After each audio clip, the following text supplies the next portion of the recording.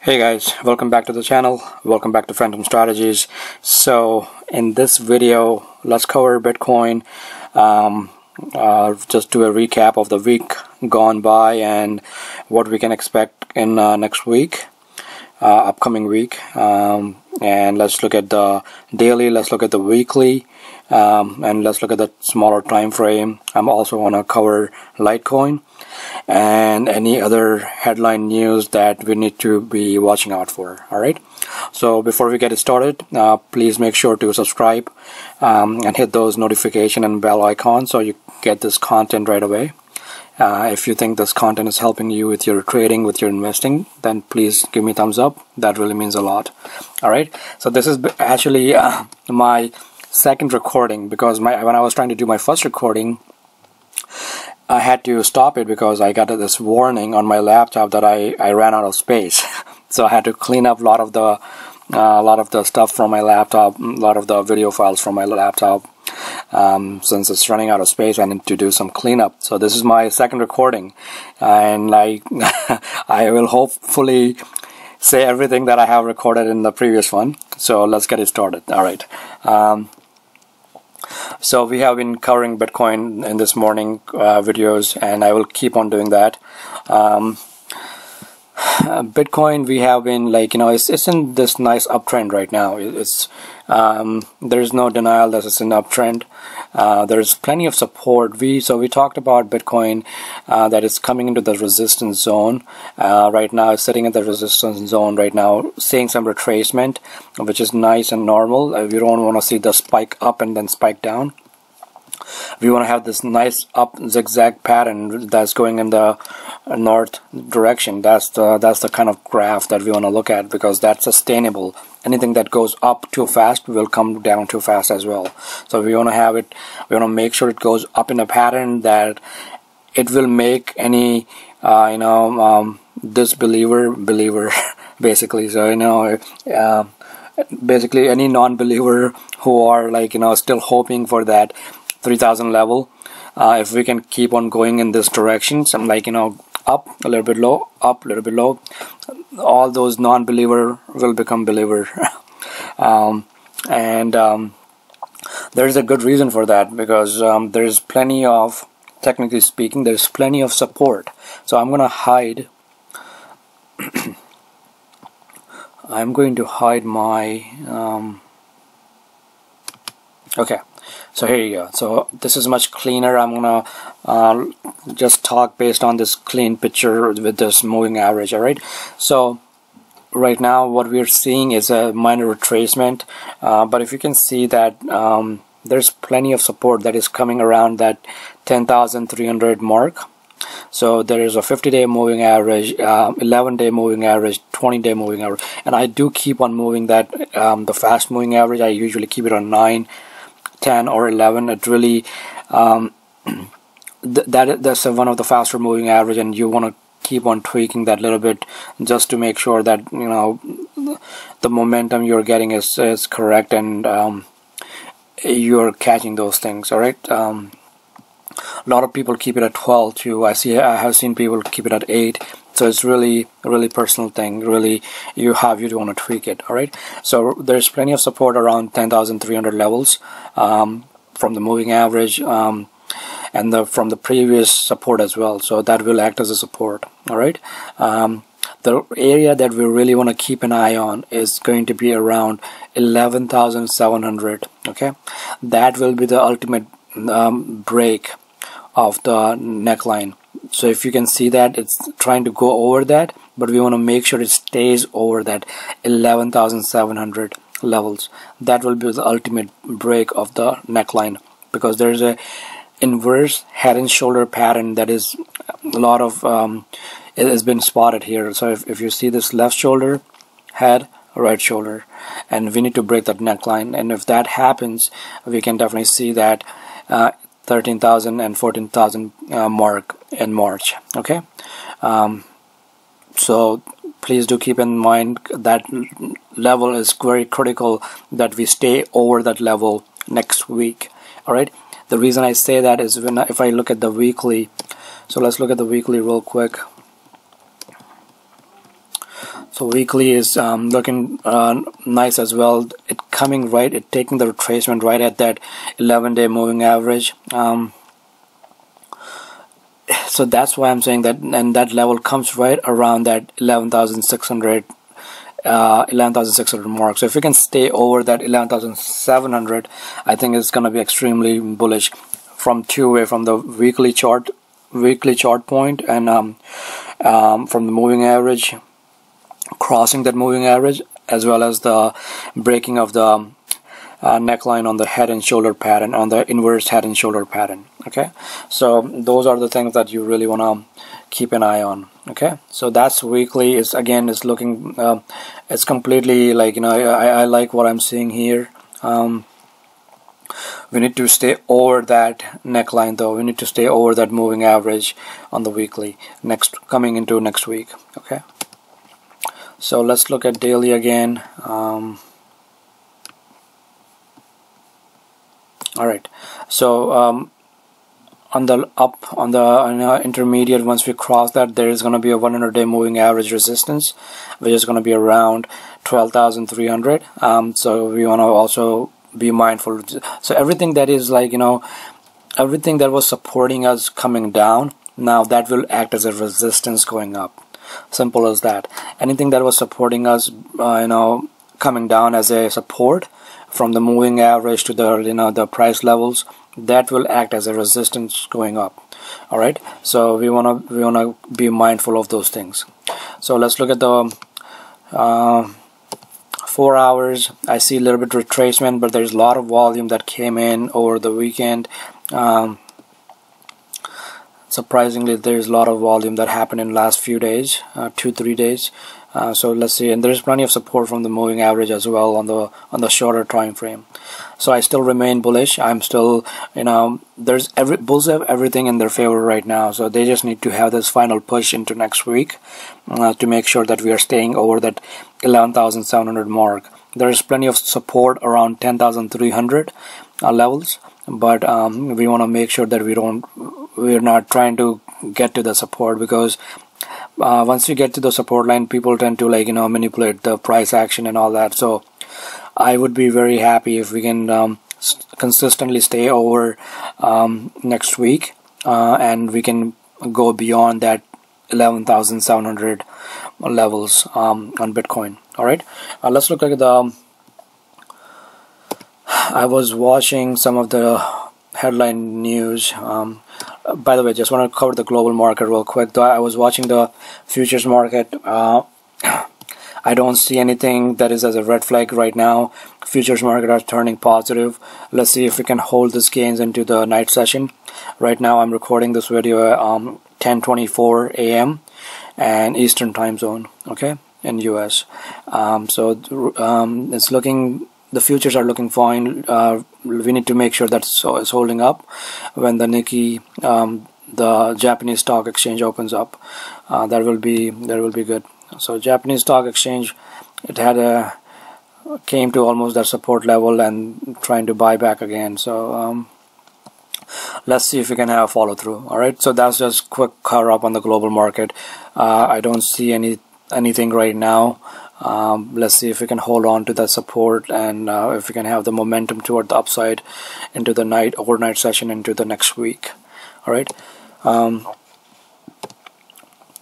let's look at headline news. So there is nothing that really strikes as a red flag. You know, I don't see anything that really strikes as a red flag. Yeah, there is something 50 million gone. South African police probe suspected Bitcoin Ponzi. So I mean, that will happen. This is such an early stage. We are in such an early phase of this like whole revolution that this kind of things will happen.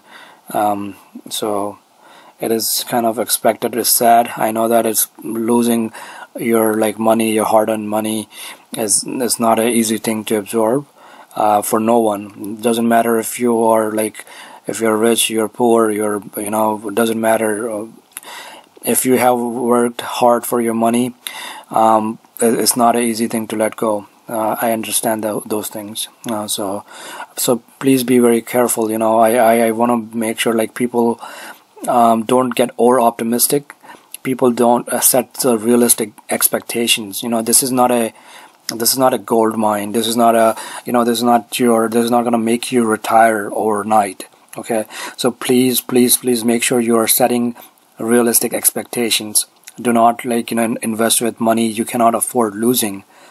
Do not invest with money that you have borrowed from credit card. Those things. The reason that you don't want to play with money that you have borrowed or from the credit card is because you will always have that gun on your head, that, oh my God, I have to return this money, and that psychology of fear will make you it will just give you a bad decisions. It will just make you make bad decisions because it's not your money, it's a borrowed money, and it will always have that psychology in your head. It's just very mental thing. I'm telling you, there's a reason the people who borrowed money on the credit card never do well. So you don't take those risks, don't take those chances. Try not to get it sucked into that vacuum, because it's easy to get into it, because nowadays a lot of those credit card gives you 0% APR for 1 year, 2 year, and it's easy to get sucked into those things. I get it, it's very easy, but the problem is that money, once you have played with the borrowed money, it's very hard to change that habits, because you mentally you will keep on thinking that I need to pay it off, and you will start taking the risk that you shouldn't be taking. So always go with the money that you can afford losing. The crypto game is very speculative, so I hope you understand that. Don't go with your savings, don't go with your 401, don't go with your mortgage money, don't go with your rent money. Go with the money that you can afford to lose. All right, and keep a realistic expectations. Just having a realistic expectations will save you a lot of headache in future. A lot of people hey, I want to. Some people did get retired. Now, is it going to happen with you? I don't know. Some people do, get lottery. They win lottery every day. There's someone somewhere hitting the lottery ticket every day. Are you one of them? No, you're not, right? So it's one of those things. Just because someone got lucky, someone was there at the right time at the right place, doesn't mean that it has to happen to you. All right. So please think about those things. Just because it happened to someone in 2017 doesn't necessarily mean that it will happen to you in 2018. If someone won the lottery ticket, doesn't mean that you will also hit the lottery ticket. All right. So keep the odds in your favor. All right. Those are the things that you should be concentrating on, and having a realistic expectations. All right, so that being said, there's no major, there is actually good, so this bank opens up cryptocurrency investment for their clients. So that this kind of report, I'm telling you, this is going to happen more and more as Bitcoin gets stronger and stronger. So a lot of retail investors really wants to get into this arena. So I can just give you an example of one of my early clients from the stock market that I managed the money for. He's actually he have done quite well for himself. He was he was in the game in 90s when the stock market was booming, and then he made a lot of money on it. But he lost a lot of money on it as well. But I have been investing money for him. I have been managing money for him. I'm not going to name any of those people, but I recently asked him, hey, so are you these people are completely isolated from cryptocurrency world. They are into stock market, into options, into futures. They're not they're completely isolated from cryptocurrency world. So that's something else that I do on side on the stock market, the managing money on the stock market for few people that I know pretty well, and they have done pretty well over the years. So basically, he made good money. the thing is, I asked him, so are you planning to get into Bitcoin? So I asked him, like, are you planning to get into Bitcoin or into crypto? It's like, that's like, fool's gold. That was his word. So I was very surprised. I was very, because he is known to take so much risk, and he doesn't know about that this is such a lucrative market right now, and he's still not into this game. And there are plenty of people who are into same position, who simply don't understand the technology behind it, don't understand the trend right now, and they will, because sooner or later that will hit to them, that hey, first they will stay in denial, then they will be like, oh, this is going to come down, and then they will be like, oh shit, now I need to get on it. I need to get on this train. So there are plenty of people. What I'm trying to say here is there are plenty of people with deep pockets sitting on sideline. They're watching it from the sideline. They think this is still a bubble, and this is not, even if this is a bubble, trust me, this bubble has a long way to go. This is a global market. This is at a global level. NASDAQ in like 90s, that was just US based. Okay, that was just US based. All right, this is not even hit $1 trillion yet. The crypto market has not even hit $1 trillion yet, and this is a global event, so it has a long way to go. And bubbles are disruptive things. Bubble can create a lot of opportunities. A lot of people make great millionaires based on the bubbles, billionaires based on the bubbles. It's how you set up yourself that will dictate it. Okay. So let's go back on Bitcoin. Actually, I want to cover Litecoin before I end this. Okay, Litecoin. So daily, looking at the Litecoin, I know a lot of people have a trade in Litecoin, so I want to quickly cover that. So as I mentioned before, the 208 mark right now is trading right on the dot, 208.46. So I said it before, 208 is that line in sand that you want to watch out for. There is a plenty of support I see from the moving average, from 100-day moving average on the daily. So that you can use that as a gauge as well if you want to make a little bit more liberal trade. But it's basically, it had a breakout earlier a couple of weeks ago. It tried to run toward that 253 mark. Since then, the implementation, the LitePay did not go according to the plan, and now there's some consolidation, but it's nothing too worried. I'm not like extremely worried as long as it stays over this moving average. All right, so there's nothing like that I'm extremely worried about. I mean, just use the gauge. Maybe you want to use a 208 levels as a gauge. Anything over that is bullish, anything under that's bearish, you get out of the trade. Keep it simple. You can set those things on on your exchange, like buy Litecoin if it goes over conditional orders. That's what it's called. That buy Litecoin over 208 for X amount. And sell Litecoin if it goes below 208. So you can set up those conditional orders. So you can, you don't have to constantly stay in front of the computer or in front of your app or something like that. Or you can set it at stay bullish over 202. And sell Litecoin if it goes below 202. So it depends. Like if you want to give some room to this trade, you want to, because there's some retracement in BTC, and we want to see how far that retracement goes. I don't expect it to go too far, but you never know. You want to trade with what you see.